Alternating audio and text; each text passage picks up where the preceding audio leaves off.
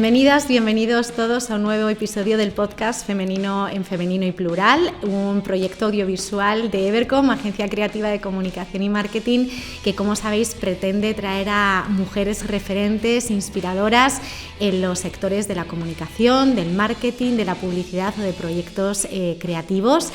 Mi nombre es Irene de la Casa y tengo la tremenda fortuna de conducir este espacio en el que vamos conociendo a estas féminas, ¿no?, maravillosas, que realmente están cambiando las reglas del juego en sus respectivos sectores.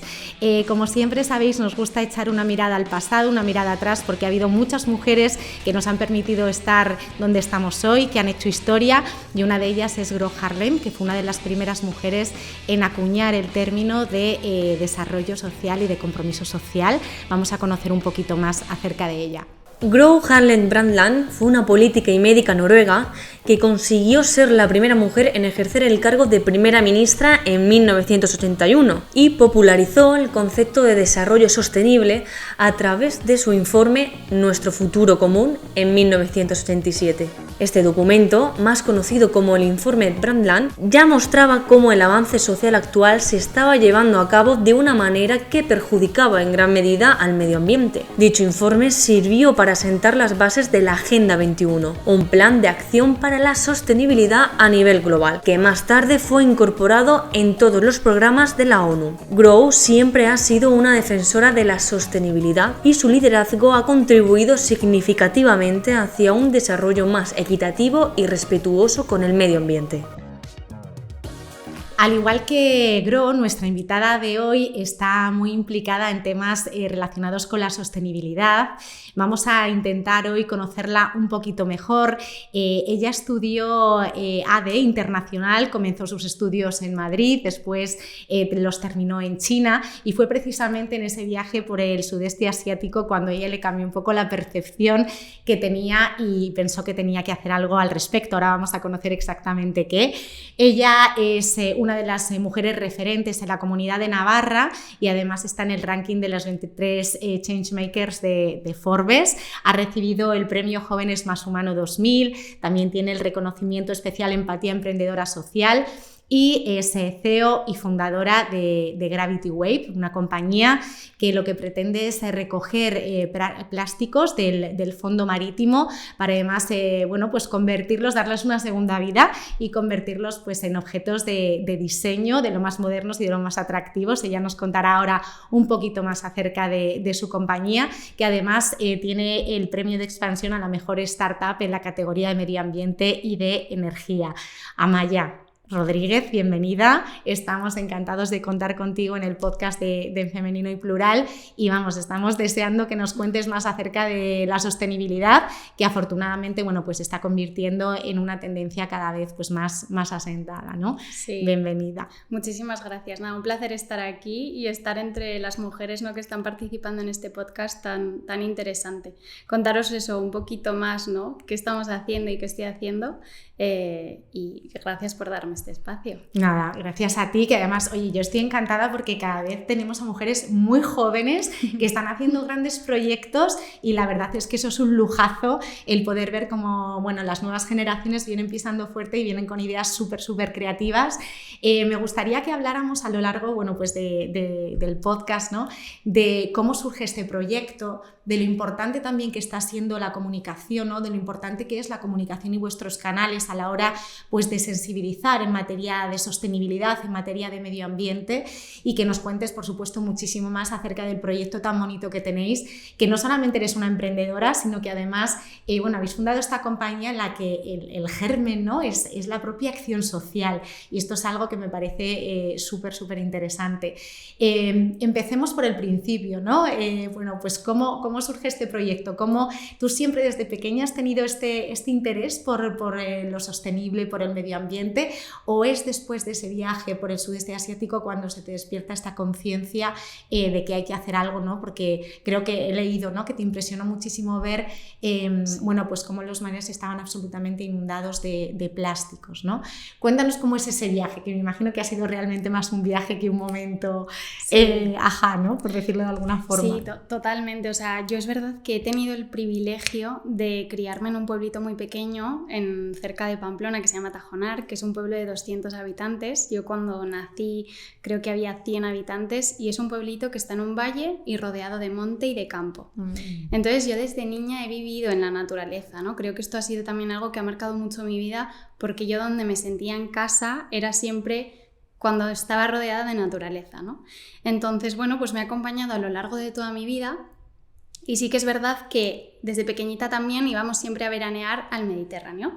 Vale. Era nuestro lugar de descanso, ¿no? Y de alejarnos un poco del norte y del frío de los veranos, ir al calor y a la playa. Entonces, siempre he tenido también esa conexión, ¿no? Con el mar. Yo estaba siempre en el agua. Mi madre siempre me lo dice, es que eras una niña pez. O sea, yo te dejaba en la playa y tú no salías del agua, ¿no? Entonces sí que ha habido siempre como esa conexión. Pero no fue hasta ese viaje o esa experiencia que yo viví en Asia cuando realmente ya conecto mucho con el océano y empiezo a preocuparme, sobre todo, ¿no? Por el océano y por ese ecosistema.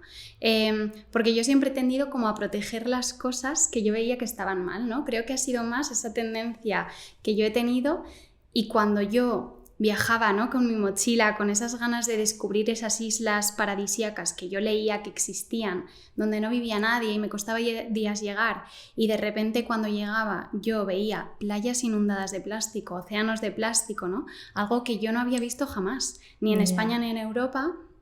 Pues porque aquí tenemos una mejor gestión de los residuos, porque las playas vivimos del turismo, entonces las limpian. Claro, yo llegué a zonas donde no había nadie y no había nadie que limpiase ese plástico que llegaba allí. Entonces yo en ese viaje fue como que viví un trauma, ¿no? O sea, fue como algo un poco traumático para mí, y empecé a investigar qué estaba ocurriendo en el planeta, ¿no? Cómo estaba llegando todo ese plástico a esas zonas tan alejadas cuando yo había tardado días en llegar. O sea, ¿cómo podía llegar el plástico si los humanos no llegaban, ¿no? Ese fue un poco para mí como el antes y el después.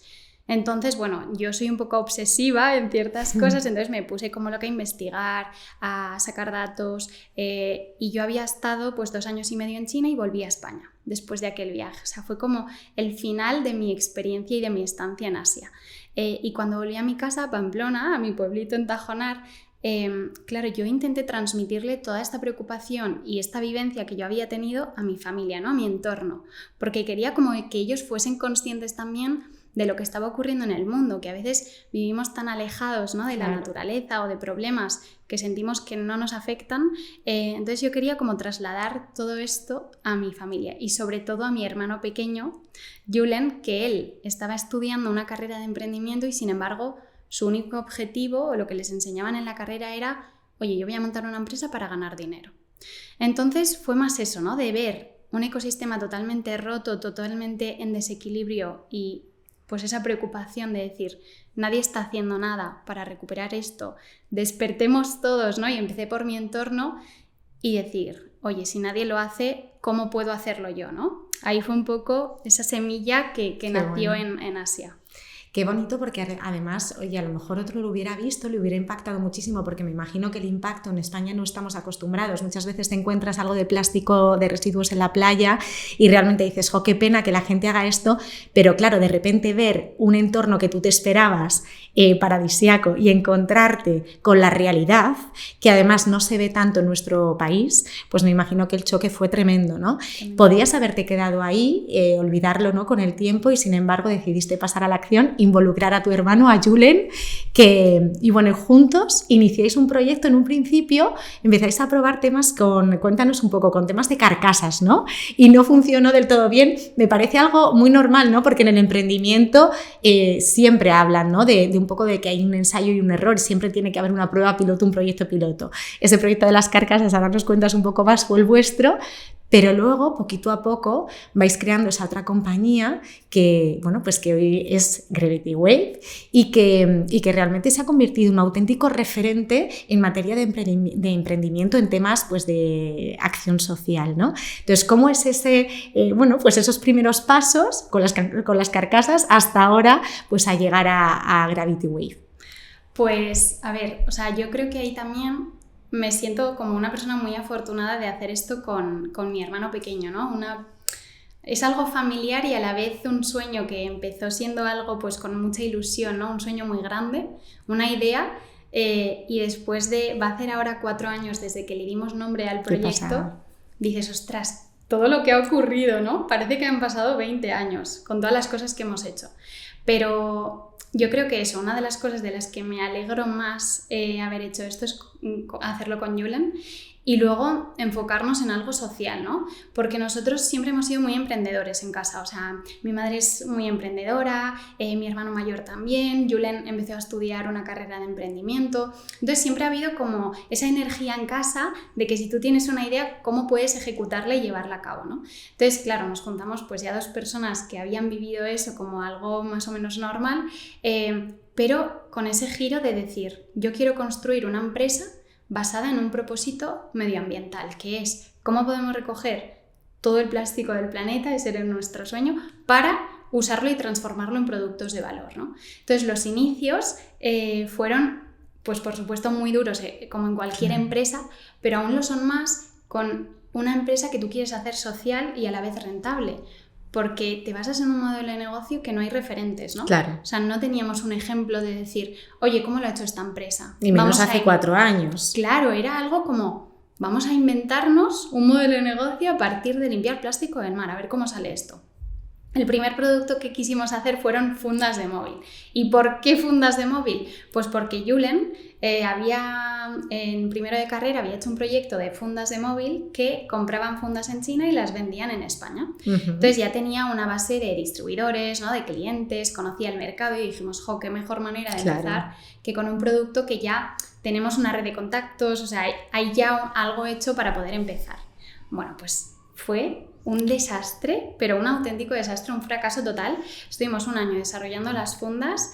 Claro, nosotros no teníamos ni un euro, no teníamos conocimiento técnico, los 2 veníamos de estudiar emprendimiento, de economía.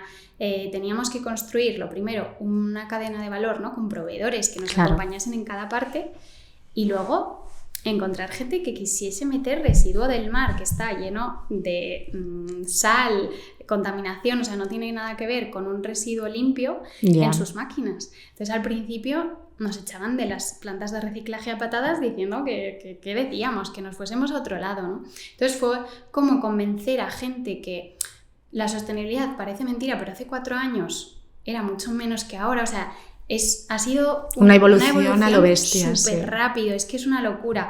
Y entonces, bueno, pues poco a poco fuimos convenciendo a algunos proveedores, pero ¿qué pasa? Que no eran los proveedores adecuados. Entonces, los que nos tenían que hacer las fundas pues nos engañaban y cuando nos entregaron la primera funda en la mano se nos rompía a pedazos. O sea, era fatal, la calidad no era posible sacar eso al mercado. Entonces, claro, tú cuando llevas 1 año, ¿no? Viendo algo en tu mano que estás cada día trabajando por eso y de repente te llega y dices, pero ¿qué voy a hacer con esto? Se te cae el alma a los pies porque tantas horas de trabajo habíamos convencido a inversores para que invirtiesen en las fundas. O sea, había sido todo un proceso y un proyecto que de repente vimos que se nos desvanecía, ¿no? Entonces, ahí lo que más nos ayudó fue a decir, vale, oye, ¿por qué estamos haciendo esto? ¿Nosotros queremos ser una marca de fundas o queremos ser un proyecto referente que pueda demostrar que se puede limpiar el mar para transformarlo en productos? Nos da igual hacer fundas que hacer bancos, que hacer papeleras. Nosotros queremos, oye, limpiar y transformar, ¿no? Entonces, creo que esa parte nos ayudó mucho a dejar todo lo que no era importante atrás, centrarnos en lo que realmente queríamos conseguir, que era el propósito del proyecto, y empezar muy rápido de cero, ¿no? Otra vez, o sea, pivotar totalmente la estrategia y ya empezar a decir, vale, ¿cómo podemos crear una empresa que viva, económicamente que viva de limpiar plástico del mar? Y así fue como empezamos un poco a hablar con empresas, a escuchar muchísimo a los que iban a ser nuestros clientes y yo creo que ahí acertamos mucho porque creamos el modelo de negocio a lo que nos decían los que iban a pagar por ello, ¿no? Que eso creo que es uno de los mayores aprendizajes que hemos tenido como emprendedores. Más que crear un producto que nosotros queríamos vender, escuchar a los que querían o podían comprar nuestro producto y decir, vale, voy a crearlo para que a ti te añada valor, ¿no? Y así fue como las empresas empezaron a pagarnos para poder limpiar plástico del mar y pues poco a poco ir creando lo que Gravity Wave es hoy en día. ¿Y todo eso sin inversión o cómo construisteis el ecosistema de inversores? Pues fue con gente particular, o sea, inversores privados que se emocionaron con el proyecto, ¿no? Y que vieron a 2 jóvenes con mucha ilusión y muchas ganas de cambiar un poco el mundo y apostaron por decir, oye, voy a invertir en vosotros y ver hasta dónde podemos llegar con esto, ¿no? Entonces hicimos una ronda de ampliación de capital y además en esa ronda se metió un inversor referente en España que está súper conectado con los océanos, que es Pablo Fernández. Muy bien. Fue como ya empezamos a construir un poco todo el proyecto, o sea, que fue gracias a estas personas que creyeron también en nosotros. Bueno, y también a toda esa, la pasión, ¿no?, que le pusisteis, que al final es fundamental el poder tener una idea y que sois el vivo reflejo, ¿no?, de que esa idea se puede convertir en una realidad. Sí. Cuéntanos un poquito más acerca de cómo construisteis, ¿no?, porque al final vosotros lo que hacéis es recuperar fundamentalmente redes de pesca, ¿no?, residuos, redes que están en el mar, que se convierten pues realmente pues en mataderos, ¿no?, pues para los peces y para la fauna y la flora marina. Y entonces, ¿cómo habéis tejido esa red, por decirlo de alguna forma, con pescadores, con las zonas aeroportuarias, ¿no? Porque al final leía en algunas entrevistas que te han estado haciendo que tampoco los pescadores al principio recibían con los brazos abiertos, ¿no? Entonces, ¿cómo ha sido ese proceso? Pues de establecer esa red de colaboradores, ¿no?, que crean en vuestro proyecto más allá de los inversores.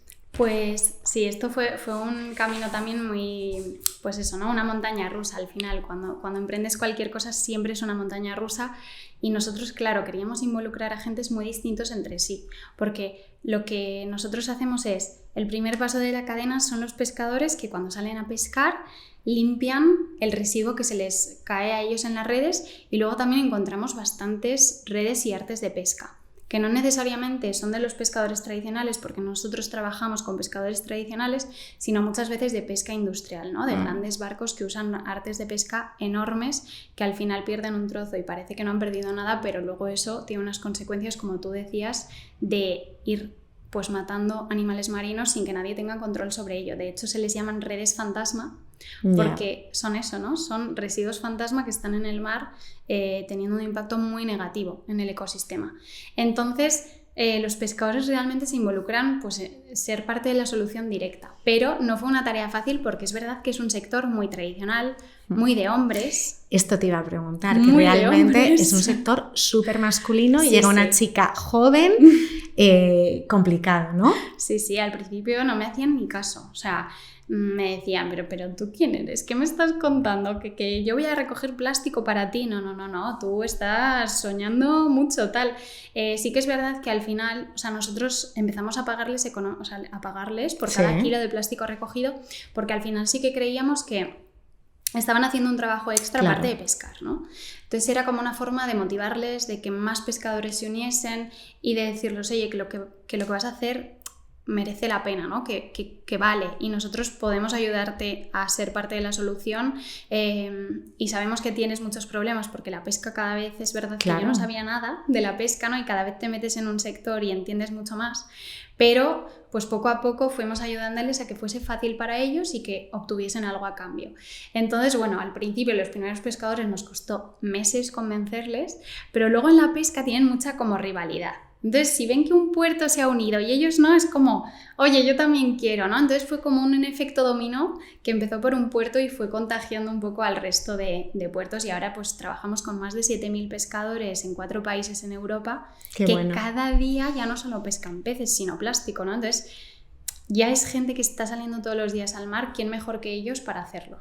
No, y realmente que ellos son los primeros interesados, porque si no la pesca se va a reducir hasta un punto que no van a poder ejercer su labor profesional. Sí, entonces es bonito que lógicamente ellos tienen que tener un beneficio económico de ello, pero bueno, la verdad es que es muy bonito, ¿no?, esa red que habéis construido. Sí, de hecho hay una pequeña comunidad de pescadoras en Cataluña con la que estamos trabajando, que está liderada por una mujer que es espectacular, que admiramos muchísimo, se llama Pat, y está en Port de la Selva. Es un puertito súper pequeño en el norte de Cataluña y está como haciendo un movimiento de introducir a las mujeres en la pesca, ¿no?, un sector que había sido totalmente de hombres, para decir, oye, que nosotras estamos aquí, también queremos hacer esto, ¿no? Y son de las más involucradas en que esto salga adelante, en recoger muchísimo plástico, o sea, son mucho más sensibles, por ejemplo, notamos esa diferencia entre ellas y el resto de pescadores de que ellas quieren como liderar y hacer crecer esto de verdad.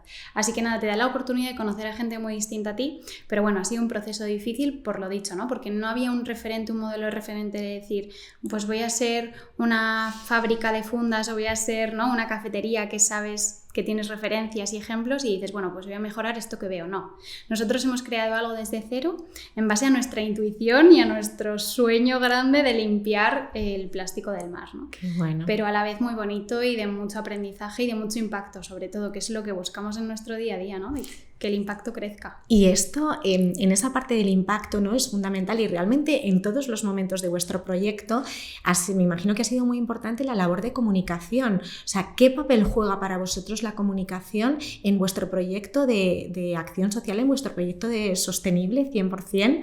Y cómo trabajáis pues, en vuestras redes sociales, Instagram, por ejemplo, lo cuidáis muchísimo con todas esas pues, imágenes que ponéis, también un poco con el conocimiento que pretendéis hacer llegar más de los océanos, de la fauna, ¿no?, maravillosa que tenemos dentro de nuestros océanos.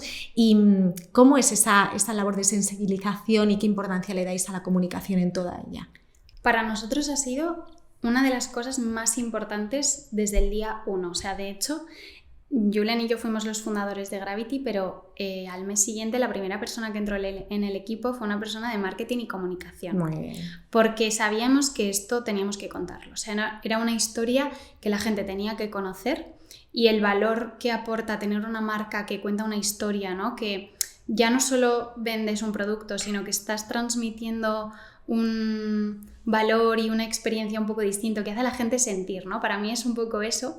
Y nosotros, por ejemplo, ahora cada vez trabajamos con clientes más grandes. O sea, Alain Afflelou es uno de nuestros principales clientes, Mini, Isdin. O sea, estamos trabajando cada vez con proyectos más chulos y más potentes y nosotros siempre les decimos, tenéis que contar esto. O sea, vamos a hacer ya no una campaña de comunicación, sino una campaña de concienciación, porque cuando una empresa comunica que está haciendo esto bien, es que estás concienciando a millones de personas.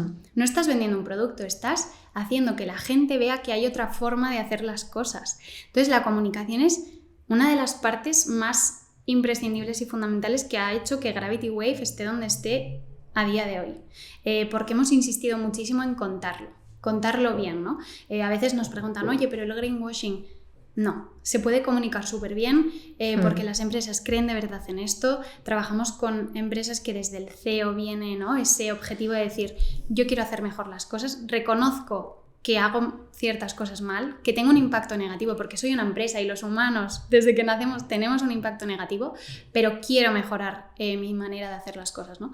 Y la comunicación nos acompaña en cada parte del proceso, desde ir a un puerto y hablar con los pescadores y hacerles también, ¿no?, partícipes de cómo comunicamos y contamos esto, luego en las plantas de reciclaje que se vea cómo estamos reciclando esto y que la gente vea que es posible, porque al principio había muchos escépticos de el plástico del mar no vale nada, no vais a poder hacer nada con esto. Y nosotros ahí, claro, R que R, ¿no? Oye, vamos a demostrar que sí que podemos hacer algo y que esto vale, que no es basura, ¿no? Y luego ya con nuestros clientes, de llegar a sus clientes y decir, oye, que estamos haciendo esto, que yo como marca estoy comprometido, ¿no? Te devuelvo lo que tú esperas de mí y más, ¿sabes? Sí, yo creo que, a ver, realmente lo que ha pasado es que durante mucho tiempo ha habido algunas compañías, ¿no?, pues que hablaban mucho de sostenibilidad, pero realmente hacían poco, ¿no? Entonces, yo creo que después el greenwashing, ¿no?, y todo lo que se ha hablado sobre esto ha venido bien porque ha ayudado a hacer a la población más consciente y también a las compañías a tomárselo mucho más en serio. Pero sí que creo que ha habido un cambio de movimiento real, ¿no?, y que ahora son muy pocas las empresas que se arriesgan a hacer una campaña de greenwashing porque realmente el consumidor, ¿no?, y su propio cliente no se lo van a perdonar. Y sí que están tomando pautas, ¿no?, pues para hacer una acción social realmente potente que ayude, que beneficie, que tenga un impacto positivo. Incluso creo que es muy complicado ahora defender la existencia de una empresa si no desarrolla un buen programa, ¿no?, de sostenibilidad y de acción social. Total.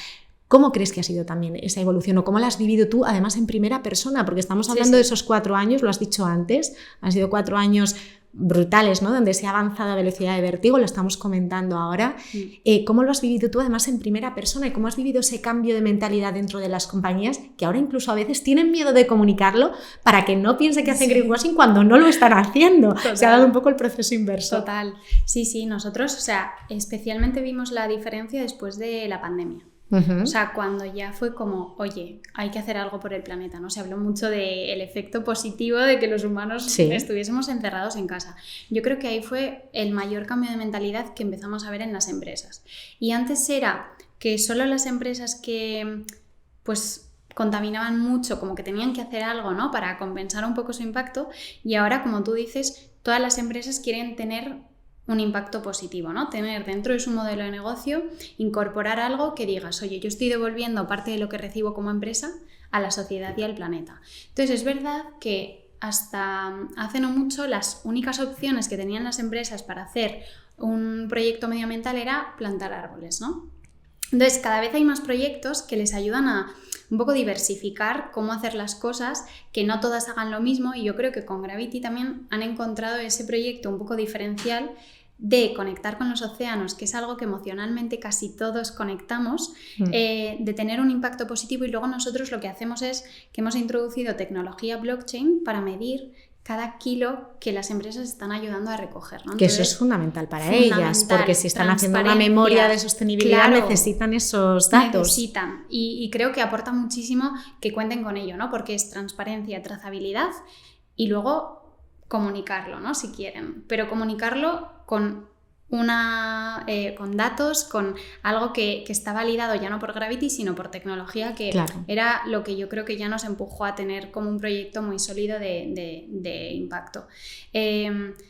Pero sí que es verdad que sigue habiendo empresas, ¿no?, que quieren hacer muy poquito y comunicar muy grande. Nosotros ahí no entramos, porque no queremos lavar la imagen de nadie, ¿no? Nosotros trabajamos con empresas que de verdad creen en esto y que sí, luego lo cuentan porque obviamente les aporta valor de marca, pero están luego invirtiendo lo suficiente en tener un buen impacto. Entonces esto ha sido como fundamental. De hecho, nosotros tenemos ejemplos de campañas de comunicación que han hecho clientes con Gravity y que les han ayudado a vender más de sus productos. O sea, claro, porque al final entras en nuevos mercados que son igual también más sensibles a que las empresas estén comprometidas, los clientes apuestan cada vez más. Yo creo que ha sido también esa exigencia de parte del consumidor de no soy tonto, no me vas a engañar tan fácilmente como antes, ¿no?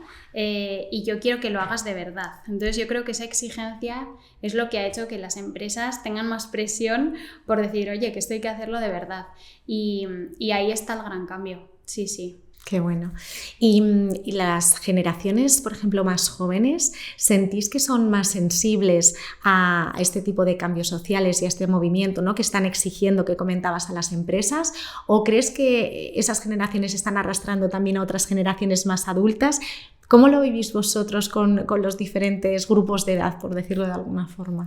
Pues a ver, sí que es verdad que hay una gran parte, ¿no?, de los jóvenes que está un poco reclamando que hagamos algo de verdad y que se deje de hablar tanto, ¿no?, y que se empiece a actuar, y creo que eso está impulsando a que generaciones igual un poco más mayores pues hagan las cosas, pero nosotros vemos un cambio también en generaciones más mayores, porque sale de ellos hacer proyectos brutales, ¿no? O sea, viene de los CEOs, viene de gente más mayor que no es necesariamente tan joven, y dice, oye, que yo estoy viendo y quiero ser parte del cambio, ¿no? Entonces sí que es verdad que hay un gran impulso por parte de los más pequeños, pero está como contagiándose a un montón de generaciones, y eso es lo más bonito. O sea, al final yo creo que es eso, ¿no? Esa gente que tiene esa sensibilidad y que quiere hacer algo, y da igual cuántos años tengas, ¿no? Porque todos tenemos el poder de hacer algo.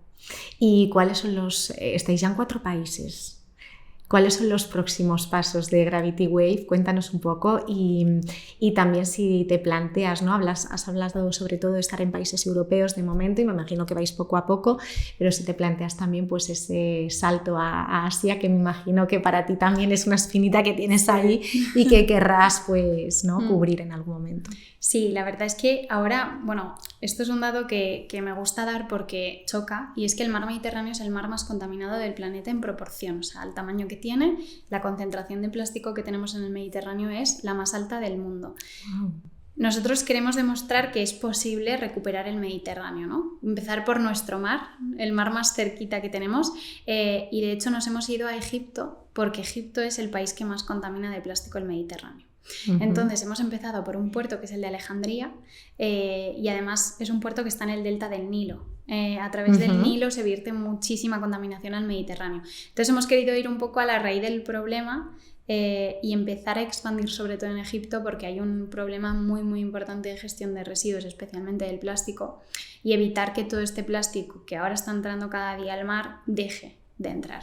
Entonces, si podemos conseguir montar realmente un sistema en un país que es muy distinto a los otros países donde trabajamos, que son Italia, Grecia y España, ¿no? Donde todo es más sencillo. Sí. Egipto es un país pues burocráticamente mucho más complejo, la forma de hacer las cosas es otra distinta, otra cultura, otro idioma. Entonces, si conseguimos demostrar que podemos hacer un buen sistema en Egipto, la idea es ya empezar a validar otros sitios, pequeños pilotos en Asia, en otros países de África también, y luego también en Latinoamérica, que nos están llamando desde Latinoamérica en plan, por favor, Gravity Wave, venir aquí. Y qué es como, bueno. Esperar.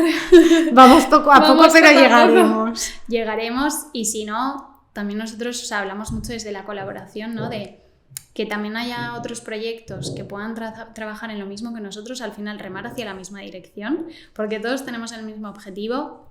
¿Cómo nos podemos ayudar los unos a los otros, ¿no? Si hay un proyecto similar en Asia, compartir conocimientos, si hay un proyecto similar en Latinoamérica también, o sea, que todos, ¿no? Que uno solo es imposible que termine con el plástico en el mar, que necesitamos muchos gravity waves para acabar con la contaminación de plástico, ¿no? Entonces es también ir hacia esa colaboración. Ese espíritu, ¿no? De co-creación de un proyecto un poco más grande, ¿no? Sí, sí, vale. Sí. Cuéntanos algún referente que tengas tú y que te inspire especialmente. A ver, mi madre, claro que sí. Mis amigas, que son todas súper emprendedoras, súper cracks, pero es verdad que así referentes en España para mí es Elena García Blanco, creo que es su apellido, que ella está liderando toda la parte de inteligencia artificial en español, en España, es cofundadora de CliBrain y está rompiendo todos los esquemas en ese mundo tan de hombres también, ¿no? Ella siempre me lo cuenta, es que yo cuando estudiaba mi máster y mi doctorado era la única mujer, ¿no? Y ahora está como liderando un proyecto que creo que va a romper un poco el mercado. Y luego a nivel también océano, Silvia Earle, que es una mujer ya muy mayor, pero desde muy joven fue pionera en explorar el océano, fue una aventurera del océano, y de hecho ella ha liderado un proyecto desde hace muchos años de intentar proteger la misma superficie que tenemos en tierra, pero en el océano. O sea, que consigamos tener áreas marinas protegidas en tanta superficie como tenemos de tierra, ¿no? Porque el océano es muchísimo más grande y sin embargo no hay nada protegido. Entonces para mí ella ha sido siempre muy referente desde que empecé esto, porque está cambiando un poco las normas y presionando mucho a los países para que, por ejemplo, se haya firmado el Tratado de los Océanos. Que ha sido una noticia excelente para vosotros, me imagino. Sí, para todos, sí. Ha sido un hito después de muchos años. Pero esos son, sí, mis referentes. ¿Y un sueño? Un sueño, pues que de verdad se apueste por el emprendimiento social, porque nosotros vemos que al final estamos solucionando o trabajando en solucionar un problema que sería de gobierno, ¿no? Oye, al final es basura en el mar, ¿no? Igual que limpiamos las calles, limpiamos otras zonas de naturaleza, y sin embargo hemos conseguido crear riqueza de algo que soluciona un problema muy grave, ¿no? Y nosotros lo estamos haciendo en el plástico en el mar, pero hay otros proyectos que están dedicándose a solucionar problemas sociales, como es Adopta un Abuelo, ¿no? Que acompaña a personas mayores, o sea, sitios y proyectos y soluciones donde no llegaba y no va a llegar nunca el sector público por lo lento que es, y que el sector privado puede crear ahí unas soluciones súper, súper, súper positivas y además creando empleo y creando economía, ¿no? Entonces, para mí es un poco ese sueño, que Gravity Wave pueda ser un ejemplo de que hay otra manera de hacer las cosas y sí, que es posible. Qué bien. Pues muchísimas gracias, Amaya, por estar con nosotros. La verdad es que me encanta escucharte.